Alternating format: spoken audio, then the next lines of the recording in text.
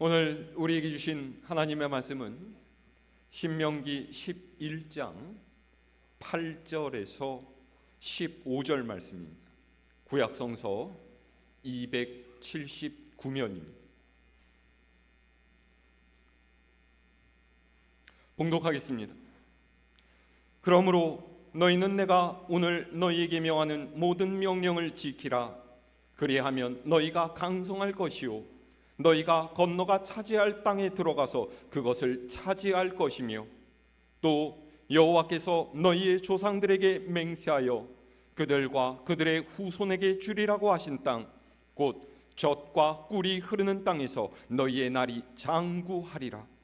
네가 들어가 차지하려 하는 땅은 네가 나온 애굽 땅과 같지 아니하니 거기에서는 너희가 파종한 후에 발로 물대기를 채소밭의 댐과 같이 하였거니와, 너희가 건너가서 차지할 땅은 산과 골짜기가 있어서 하늘에서 내리는 비를 흡수하는 땅이요 네 하나님 여호와께서 돌보아 주시는 땅이라. 연초부터 연말까지 네 하나님 여호와의 눈이 항상 그 위에 있느니라. 내가 오늘 너희에게 명하는 내 명령을 너희가 만일 청종하고 너희의 하나님 여호와를 사랑하여 마음을 다하고 뜻을 다하여 섬기면, 여호와께서 너희의 땅에 이른 비 늦은 비를 적당한 때에 내리시리니 너희가 곡식과 포도주와 기름을 얻을 것이요 또 가축을 위하여 들에 풀이 나게 하시리니 네가 먹고 배부를 것이라. 아멘. 할렐루야.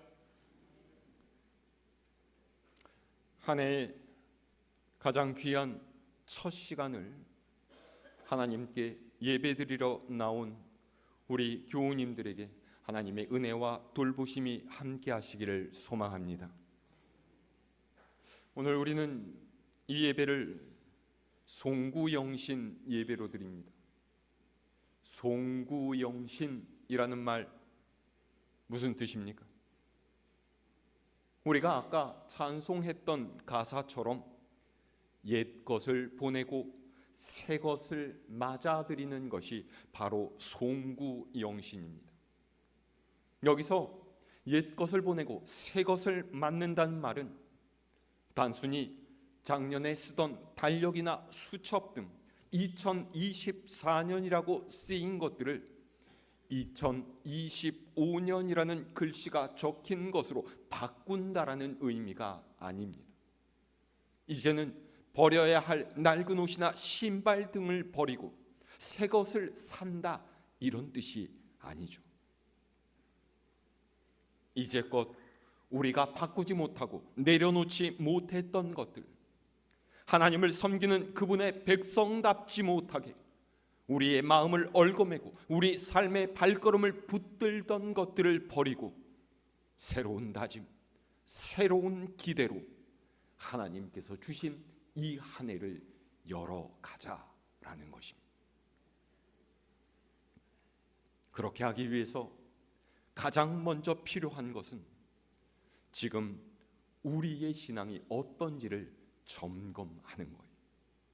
하나님만을 온전히 바라보고 소망을 그분께 두고 있는지, 믿음대로 삶을 살아가고 있는지, 하나님께로부터 받은 사명을 이루기 위해서 애쓰고 몸부림치고 있는지를 살피고 우리의 다짐과 각오를 새롭게 해야 합니다.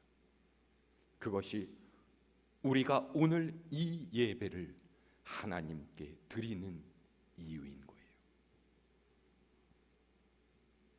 오늘 말씀은 모세가 40년간의 광야 생활을 마치고서 이제 가나안 땅 앞에 선 이스라엘 백성에게 전하는 당부의 말입니다.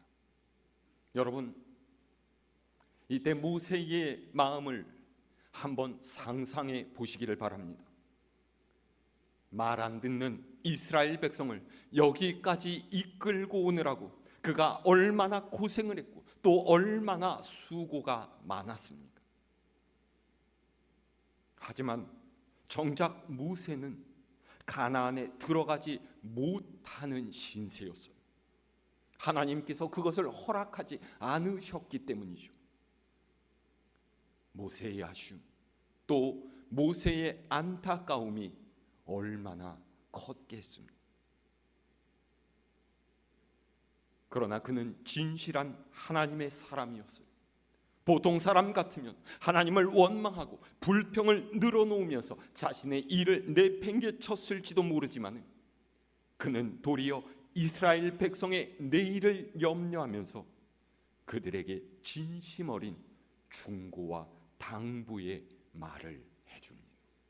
자, 오늘 8절에서 9절의 말씀 우리 다시 함께 읽어볼까요? 시작. 그러므로 너희는 내가 오늘 너희에게 명하는 모든 명령을 지키라. 그리하면 너희가 강성할 것이요 너희가 건너가 차지할 땅에 들어가서 그것을 차지할 것이며 또 여호와께서 너희의 조상들에게 맹세하여 그들과 그들의 후손에게 주리라고 하신 땅 곧 젖과 꿀이 흐르는 땅에서 너희의 날이 장구하리라. 아멘. 모세가 첫 번째로 이스라엘 백성에게 이르는 말이 무엇입니까? 너희가 가나안 땅에 들어가서 무엇보다 명심하고 행해야 될 것은 자신이 일러주는 하나님의 말씀을 지켜서 살라라는 거예요.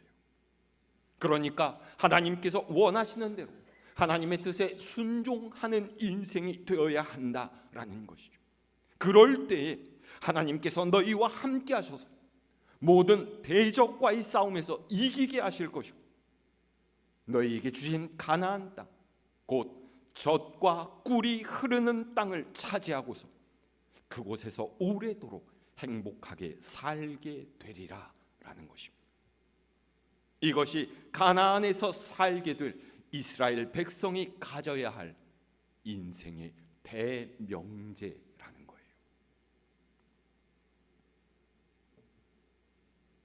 그런데 여러분 보세요. 과연 가나안 땅이 젖과 꿀이 흐르는 땅입니까? 이스라엘 다녀오신 분 혹시 있으십니까? 저도 아직 가보질 못해서 어떻게 생겨 먹었는지는 잘 모르겠지만은 대략적으로 가나안 땅, 지금의 이스라엘에 대한 인포는 좀 갖고 있어요. 그렇기 때문에 우리는 여기서 이상한 점을 발견합니다. 가나안은요, 아브라함이 살던 메소포타미아 지역이나 이스라엘 백성이 종으로 살았던 애굽과는 전혀 다른 땅이었어요.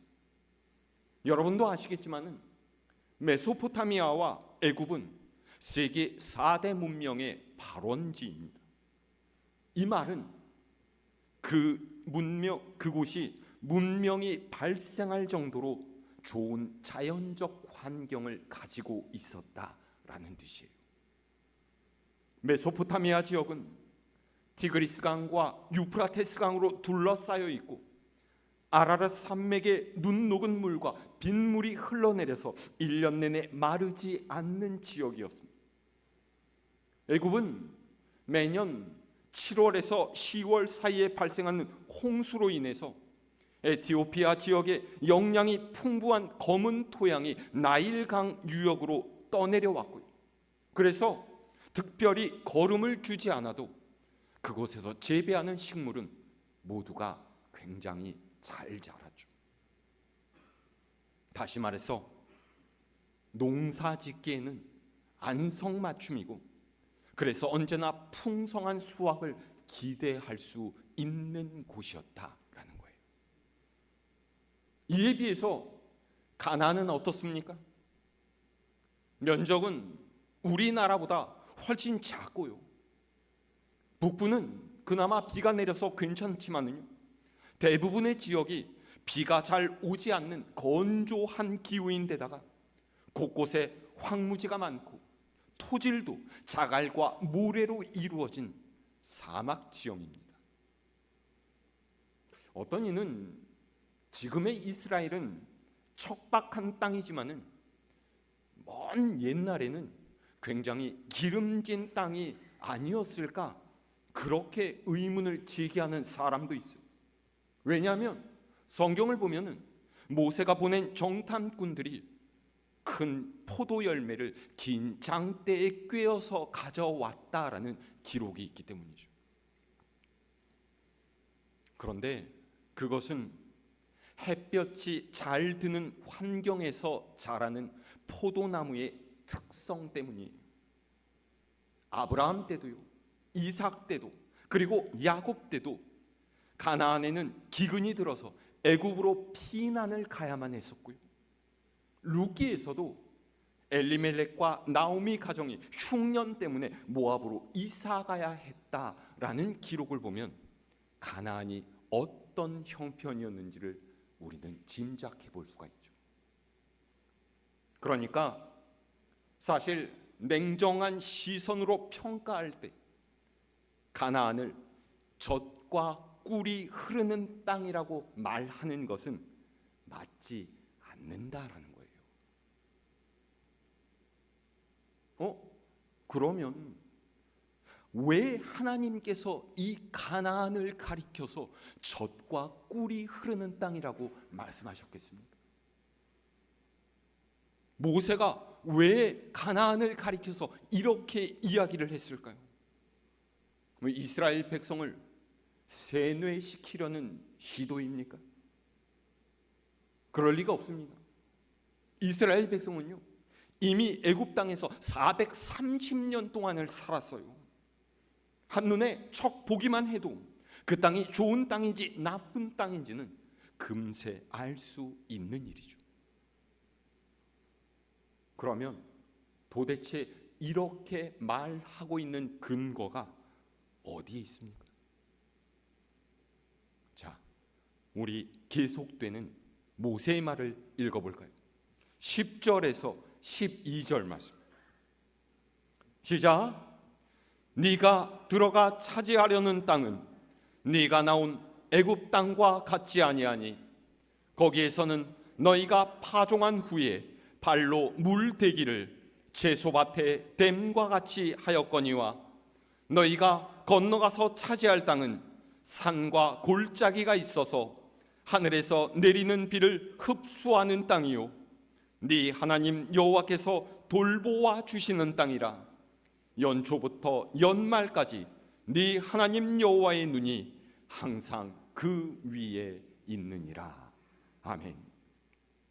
보세요. 모세는 10절에서 이미 가나안이 애굽과 같지 않다라고 이야기를 했습니다. 애굽에서는 사람이 농사를 지을 때 씨를 뿌리고 난 후에 나일 강으로부터 물을 끌어와서 밭에 대야만 했어요. 그러니까 사람이 땀을 흘리고 노력해서 결과를 얻는, 사람의 힘을 의지해서 살아가는 그런 곳이었죠. 그런데 가나안은 어떤 곳이라고 해요? 산과 골짜기가 많아서 비를 흡수하는 땅이라고 했습니다. 다시 말해서 하나님께서 때를 맞춰서 농사에 필요한 비를 내려주셔야만 수확을 기대할 수 있는 땅이라는 거예요. 네 하나님 여호와께서 돌보아 주시는 땅이라는 말은 바로 이런 뜻이죠. 인간의 노력만 가지고서는 풍성함을 보장받을 수 없는 것이고 하나님의 은혜가 있어야지만 살아갈 수 있는 땅이다라는 거예요.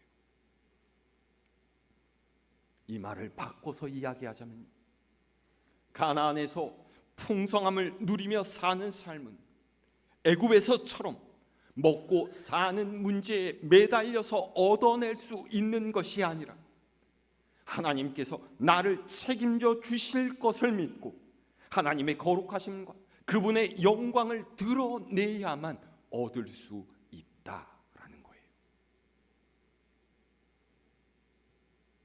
오해하지 마십시오. 두 손을 놓고 입을 벌리고 있으면 하나님께서 손수 내 입에 먹을 것을 떠넣어 주신다라는 그런 뜻이 아닙니다. 하나님을 섬기며 사는 인생의 복이 무엇인지, 하나님의 백성답게 산다는 것이 무엇인지를 알고 행하는 인생이 될 때 하나님께서 주시는 진정한 은혜를 누리며 살 수 있다라는 거예요. 여러분 보세요. 하나님의 백성이 갖는 삶의 목적이란 도대체 무엇입니까? 이 땅에서 젖과 꿀을 얻으려고 가진 노력을 다하면서 수단 방법 가리지 않고 내 곳간을 가득 채우는 것이겠습니까? 절대로 그렇지 않습니다. 그것은 세상 사람들이 살아가는 삶의 방식이에요. 믿는 우리가 가져야 할 인생의 목적이란 우리의 삶 가운데 하나님께서 드러나시게끔 하는 것이고 하나님께 영광을 돌리는 것입니다. 그것이 이루어질 때 하나님께서 우리에게 필요한 모든 것들을 공급해 주세요. 우리는 이 사실을 잊어서는 안 됩니다. 그래서 모세가 이 사실을 강조하고 있는 거예요. 자, 13절에서 15절 말씀 읽어볼까요? 시작. 내가 오늘 너희에게 명하는 내 명령을 너희가 만일 청종하고 너희의 하나님 여호와를 사랑하여 마음을 다하고 뜻을 다하여 섬기면 여호와께서 너희의 땅에 이른 비 늦은 비를 적당한 때에 내리시리니 너희가 곡식과 포도주와 기름을 얻을 것이요 또 가축을 위하여 들에 풀이 나게 하시리니 네가 먹고 배부를 것이라. 아멘. 뭐라고 했습니까? 너희가 하나님의 말씀을 듣고 하나님을 사랑해서 마음과 뜻을 다해 섬기면 하나님께서는 때에 맞게 너희가 사는 땅에 이른 비와 늦은 비를 내려주신다라고 했죠. 이른 비는 우기가 시작되는 10월, 11월에 내리는 비로 가을비 혹은 첫비라고 합니다. 팔레스타인 지방에서는 이때가 씨를 뿌리는 파종기예요. 이 이른 비가 내려서 땅에 스며들어야만 메마른 땅이 경작하기 좋은 부드러운 땅이 되죠. 그리고 늦은 비는 우기가 끝나고 건기가 시작되는 3월, 4월에 내리는 비로 봄비입니다. 팔레스타인에서는 이때 추수가 시작됩니다. 그러니까 과실이 익어가고 농작물을 거두게 될 때 강한 햇살에 너무 말라버리거나 타버리는 것을 막아주죠. 이렇게 이른 비와 늦은 비가 때에 맞게 내리면 너희가 그 땅의 소산을 풍성하게 얻게 될 것이고 너희의 가축들마저 잘 지내게 될 것이니 너희가 먹고 배부르게 될 것이다 라고 모세는 얘기해요. 여러분, 여기에서 중요한 것은요, 이 순서를 바꾸지 말아야 한다는 거예요. 무엇이 먼저입니까? 하나님을 사랑하고 그분의 뜻대로 행하는 거예요. 그러면 너희가 먹고 사는데 걱정할 필요가 없을 것이라고 했죠. 너희가 먹고 사는 것에 걱정이 없어지면 그때 하나님을 섬겨도 괜찮다라고 이야기한 것이 아니라는 거예요. 그런데 여러분, 가나안 땅에 들어간 이스라엘이 과연 이 말씀을 따랐습니까? 아니에요. 오히려 그들은 하나님을 버리고 그 땅의 이방 신들을 쫓아갔습니다. 왜요? 풍성함을 누리며 살게 되니까 욕심이 발동했기 때문이에요. 지금보다 더 많이 거두고 더 많이 누리고 더 많이 쌓기를 원했기 때문이죠. 하나님께서는 일용할 양식에 감사하면서 만족함을 알라고 하셨지만 그들은 만족하지 못하고 자기들의 곳간을 가득 채우고 더 채우기를 원했어요. 그래서 하나님의 말씀에 귀를 막았죠. 하나님의 뜻보다는 세상을 따라갔어요. 하나님께서 주시는 비를 기다린 것이 아니라 저수지와 댐을 만들어 놓고서 우리는 하나님 없이도 잘 살 수 있다, 그렇게 외쳤던 거예요.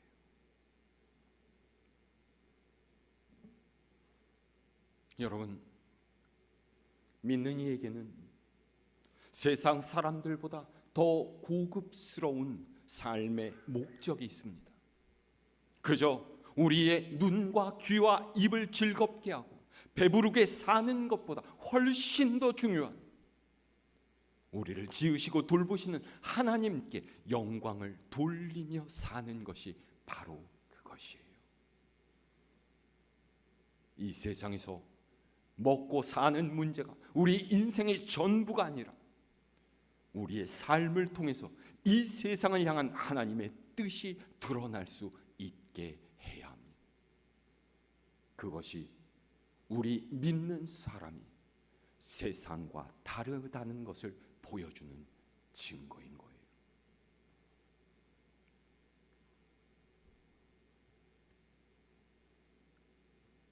지난 한 해 여러분 무엇을 위해서 살아오셨습니까? 올 한 해 여러분 어떤 목표를 가지고 또 무엇을 위해서 살아가시겠습니까? 세상은 밭에 물을 끌어오기 위해서 노력하는 곳이지만 우리는 세상 사람들을 따라 사는 것이 아니라 그곳에서도 하늘을 바라보면서 하나님께서 부어주시는 이른 비와 늦은 비를 기대하고 하나님의 영광을 드러내는 삶을 살아야 할 줄로 믿습니다. 그것이 정말로 복된 인생이라고 성경은 우리에게 가르쳐주고 있어요. 여러분 12절 하반절 보세요. 그렇게 사는 이의 삶의 자리에는요, 연초부터 연말까지 네 하나님 여호와의 눈이 항상 그 위에 있을 것이다, 모세는 말하고 있어요. 여러분, 하나님께서 살피시는 삶을 살아가시기를 바랍니다. 하나님의 주목을 받는 인생이 되세요. 하나님께서 우리를 지켜보고 계신데 어떤 것이 우리를 해할 수 있고 무엇이 우리를 두렵게 할 수가 있겠습니까?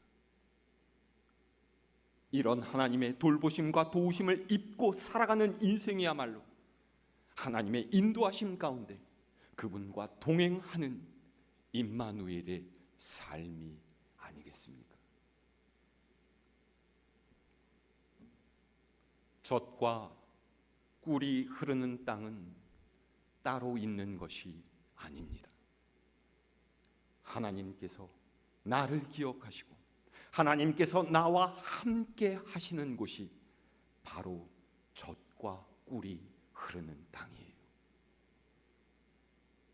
새롭게 맞이한 2025년 우리 갈보리 교회 교우님들 모두가 하나님의 인도하심을 믿으며 젖과 꿀이 흐르는 땅으로 나아가시기를 바랍니다.